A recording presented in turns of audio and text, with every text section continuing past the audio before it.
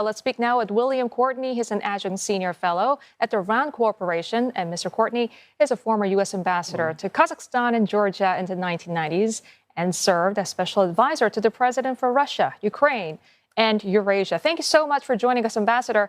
President Trump has described Friday's summit as setting the table for something bigger. What's your take on what could go right and what could go very wrong in Alaska? Well, the White House has been a little unclear over the last week about the purposes of the meeting. Yesterday, for example, the White House seemed to downplay expectations by saying that President Trump's purpose was really listening rather than engaging more actively. Today, he said, though, the meeting is going to be very important. So that implies that he's going to do something serious. The president made a proposal earlier for a 30-day ceasefire, which Zelensky accepted. Putin did not accept. So one would imagine that President Trump would want to make that proposal again. In recent days, in several different statements, European leaders have set forth some principles and standards for what should be accomplished. Certainly that Ukraine should not be limited from having a military force able to protect it. It should not be limited from joining NATO if it wants, and several other things. President Trump's running room to be, let's say, flexible in what he proposes to President Trump is somewhat limited now because the Europeans have set forth these statements, and also in Congress there's a lot of support for Ukraine.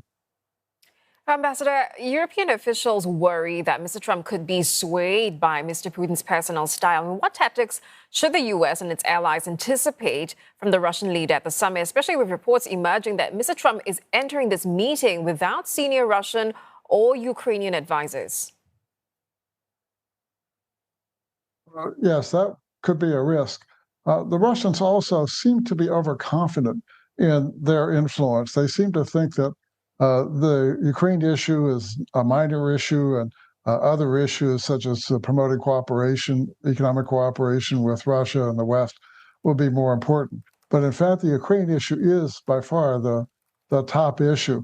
What the Russians may want to do is to box in Trump so that he really doesn't have any room for maneuver and then continue fighting the war.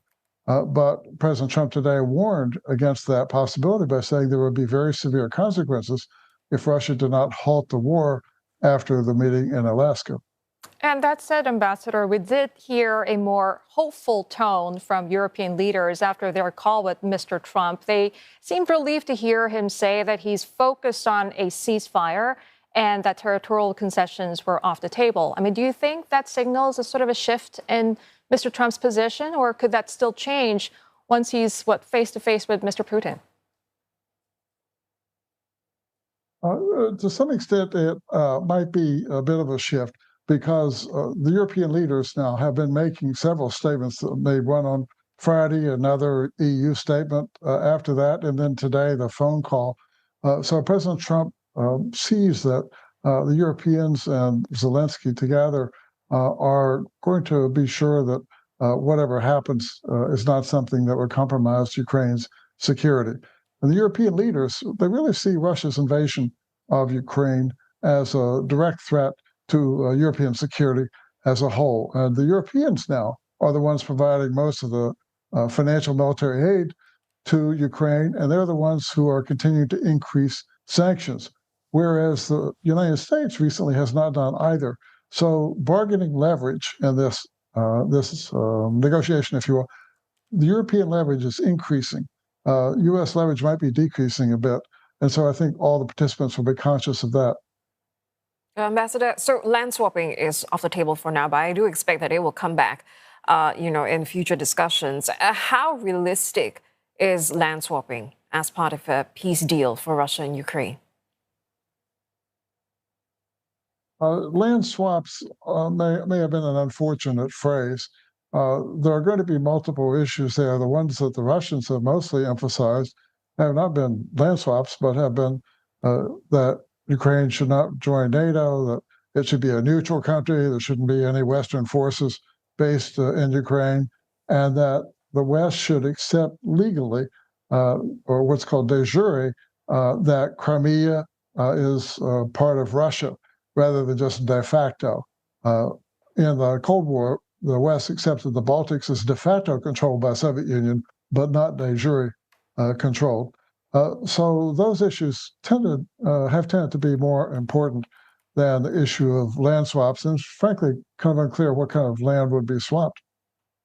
Good point there, Ambassador. And President Trump has promised very severe consequences if Russia refuses to agree to a ceasefire. But in the past, those threats haven't really stopped Moscow's aggression. So what sort of options, if any, could actually change Putin's calculus at this stage of war?